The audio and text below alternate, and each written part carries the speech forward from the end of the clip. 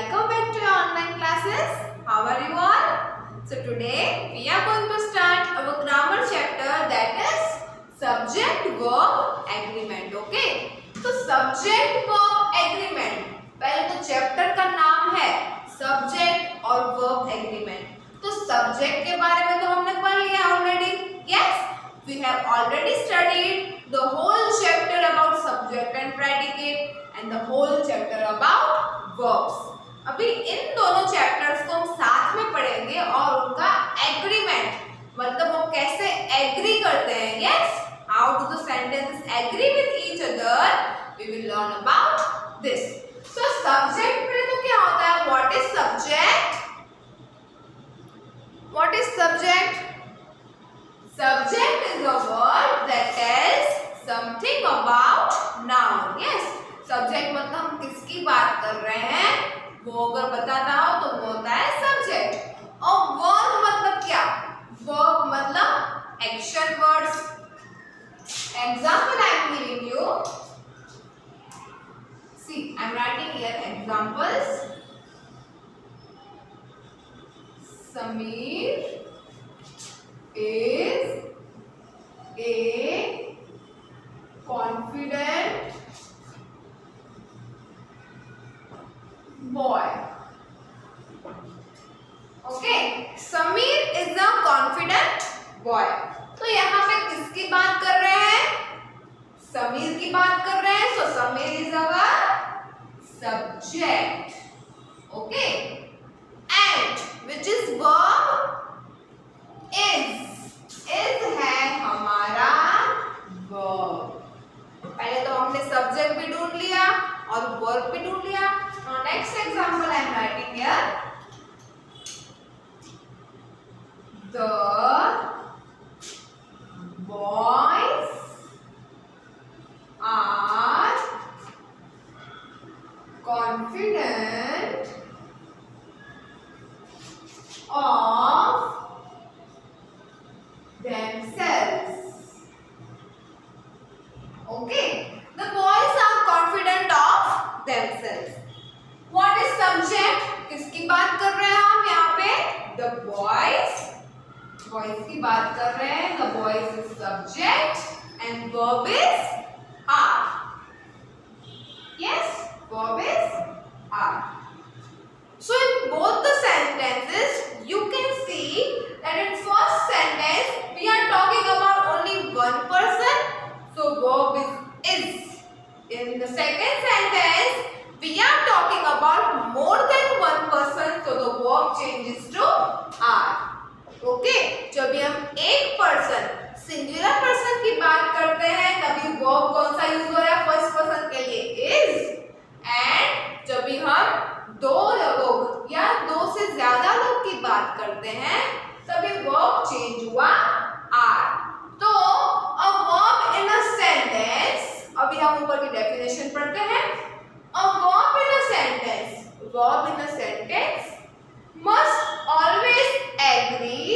must always agree with subject in number.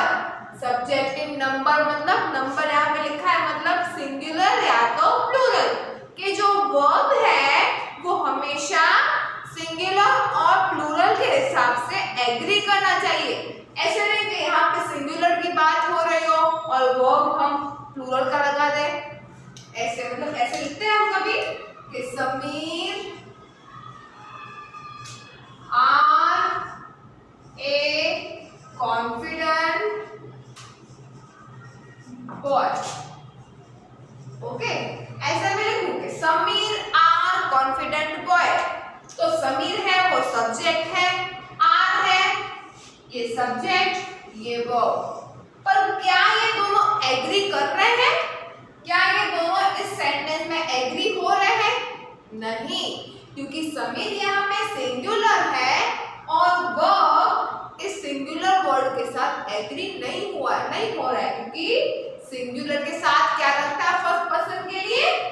is लगता है. yes, so in this sentence subject and verb does not agree with each other. एक दूसरे के साथ agree नहीं हो रहे हैं. तो इस एग्जांपल से हमें ये पता चलता है, हमने ये सीखा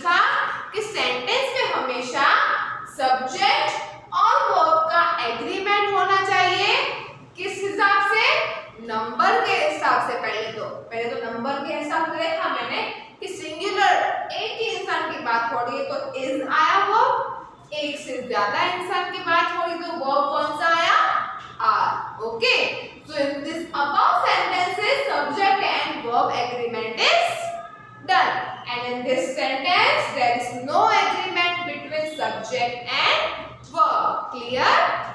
So this I have given you the two examples and simple examples. Okay, पहले के एग्जाम्पल में हमने देखा कि verb must agree with the number.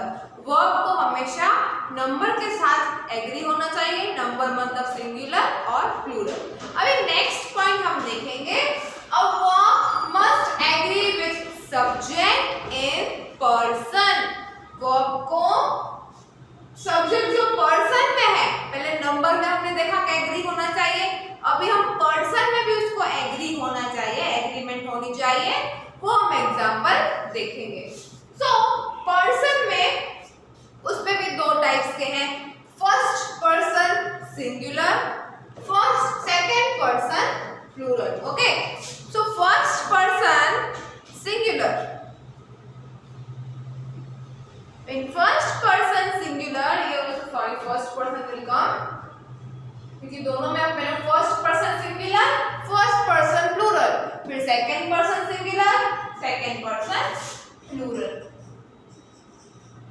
देखो फर्स्ट पर्सन सिंगुलर मतलब जब हम खुद, स्पीकर मतलब हम खुद, जब हम खुद किसी चीज को, किसी सेंटेंस को बोलते हैं वो हम होते हैं फर्स्ट पर्सन। अपनी बात कर रहे हो जब तो वो फर्स्ट पर्सन, दूसरे किसी को बोल रहे हो जो हमारे सामने खड़ा हो तो वो सेकंड पर्सन, और मैं किसी तीसरे की बात कर रही हूँ जो यहाँ पे नहीं है मेरे सामने, मैं उसकी बात कर रही हूँ तो वो होता है थर्ड पर्सन। यहाँ पहले हम फर्स्ट पर्सन की बात करेंगे मतलब मैं अपनी बात कर रही हूँ, singular speaker, I am going out. Okay, I am going out, तो यहाँ पे सब्जेक्ट क्या है, किसकी बात हो रही है, मेरी अपनी बात कर रहे हम, तो ये सब्जेक्ट है, इसके साथ वर्ब कौन सा लगा, एम। ओके, आई के साथ कौन सा लगता है हमेशा वर्ड, एम, तो वर्ब है am. I have to go out. Okay, so this was about present tense, these both are present tense, I am, I have। in short हमें ये समझाना चाहते हैं कि जब फर्स्ट पर्सन मतलब हम खुद की बात करते हैं तब I के साथ कौन से वर्ड्स हम यूज कर सकते हैं।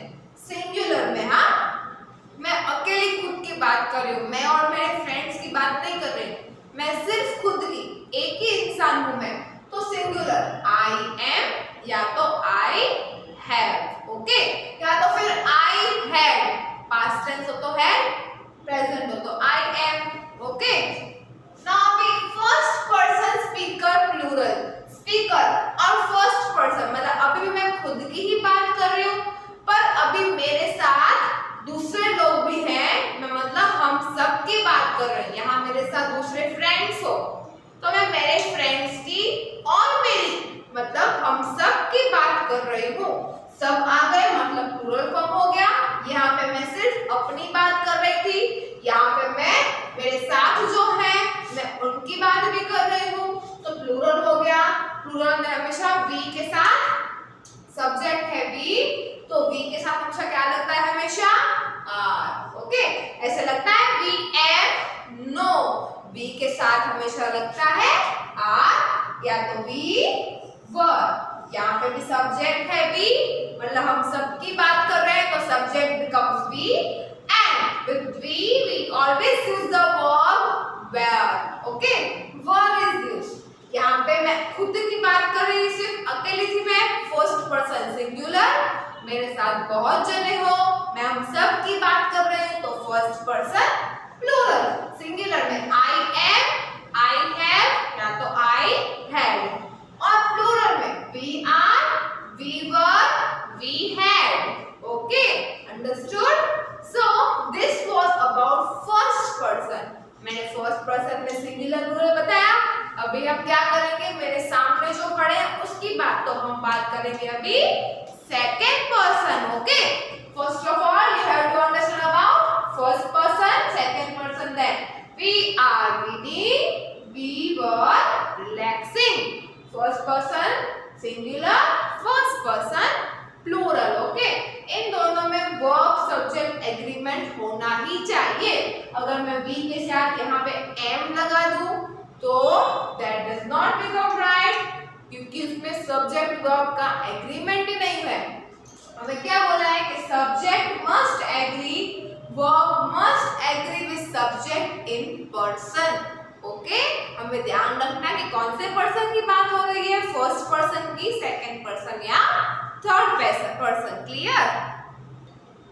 Okay, now we will talk about second person and third person. तो सेकंड पर्सन मतलब क्या? जो मेरे सामने खड़े हैं, मैं उनसे बात कर रही हूँ, उनको बोल रही हूँ. तो हमेशा जो सामने खड़े हो उनको क्या बोलते हैं हम? आई बोलते हैं? नहीं, हम क्या बोलते हैं? You. You come here, you go there. Yes, जो हमारे सामने खड़े हो सेकंड पर्सन के लिए हमेशा यू यूज करते हैं. तो जिससे स्पोकन टू मतलब जिससे बात कर रहे हैं हम, तो यू के साथ हमेशा क्या लगता है? यू के साथ इज लगता है. क्या यू के साथ एम लगता है? यू एम, यू इज ऐसे लगता है? नो, यू के साथ हमेशा क्या लगता है? You are. You are a good girl. Okay, you are a good girl. You all are following timetable. Okay, यहाँ दो एग्जांपल्स मैंने दिए हैं आपको. You are good girl, सिर्फ एक ही गर्ल को हम बोल रहे हैं. मेरे सामने एक गर्ल खड़ी है, उसको बोलूं मैं You are good girl. किसकी बात हो रही है? सब्जेक्ट कौन सा है? You है और वर्ब आर. ओके, एक ही इंसान की बात हो रही है. और यहाँ पे यू ऑल, यहाँ पे बाकी सब बहुत सारे लोगों की बात हो रही है क्योंकि ऑल लिखा है. तो ऑल के साथ भी कौन सा वर्ब यूज हो रहा है? आर यूज हो रहा है.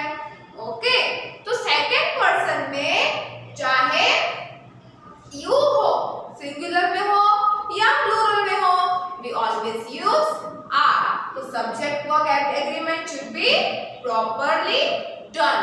Okay, so in second person में कभी हम ऐसे बोलते हैं कि you is a girl, you am a girl.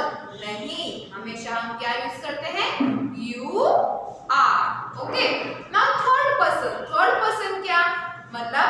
जो यहाँ पे जो नहीं है उसकी बात कर रहे हैं. फर्स्ट पर्सन में खुद की बात कर रहे हो, सेकंड में जिससे बात कर रही हूँ मेरे सामने है, और थर्ड जो यहाँ पे नहीं है मैं उनकी बात सेकंड पर्सन से कर रही हूँ, तो वो होता है थर्ड पर्सन. तो थर्ड पर्सन के लिए यूज करते हैं दे. ओके, थर्ड पर्सन के लिए we always use they. And they के साथ क्या लगता है? They are here for competition. The first one, they are here for competition. The first example of they, and the second example, they have joined a group of music. They have joined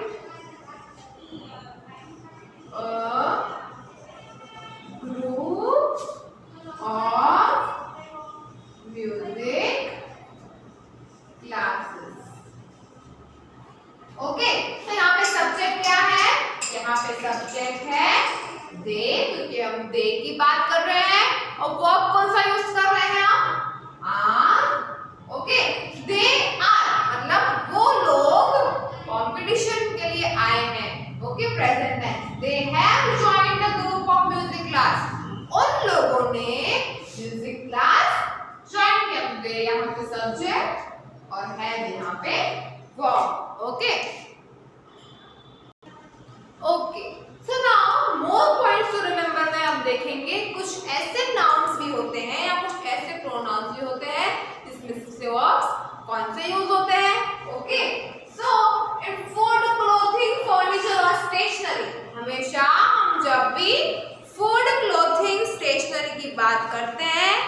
कौन सा verb form use होता है? Singular and take a singular verb. Singular form है ये सब, तो singular verb लेना है। Example, the stationery is. Stationery है हमारा सब्जेक्ट और इज है हमारा verb. The stationery is always purchase from his shop. तो स्टेशनरी की बात कर रहे हो या फूड की बात कर रहे हो, हमेशा हमें इज यूज करना है। द फूड इज, फूड हमारा सब्जेक्ट है, इज वर्ब है, सिंगुलर वर्ब भी यूज करना है। अ पेयर ऑफ सॉक्स, भले ही दो सॉक्स है पर पैर तो एक ही है ना, हम एक ही पैर की बात कर रहे हैं, तो वर्ब आएगा is. Okay, so singular and subject verb agreement for food, clothing, furniture and stationery. अभी हम देखेंगे अ लॉट, मच, मच और ए लिटिल में कौन सा वर्ब यूज करते हैं हम? मच मतलब बहुत सारा, ए लिटिल मतलब बहुत थोड़ा। तो मच और ए लिटिल के लिए much has already been done. Okay, much has already been done. Just a little patience is needed.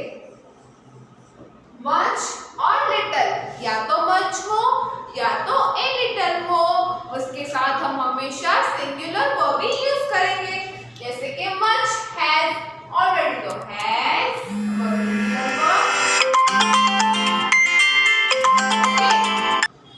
and the second sentence just a little, a little के साथ भी हम कौन सा वर्ब यूज करेंगे?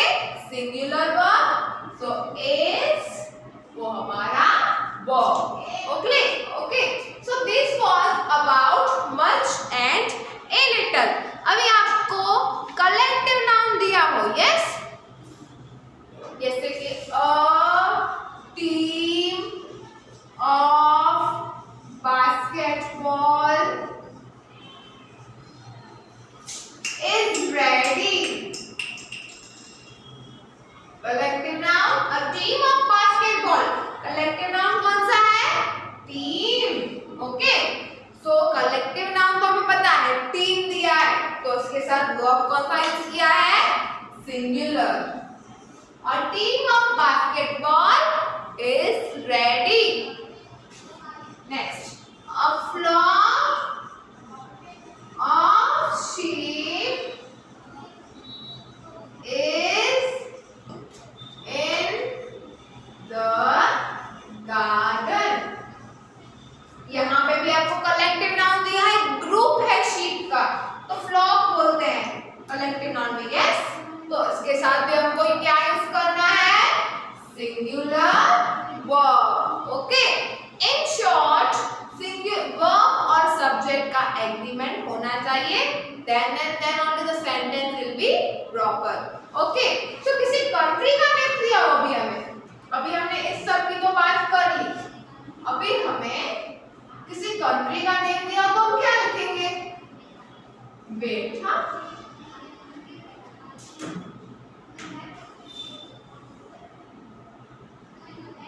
ऐसे हो, द US has declared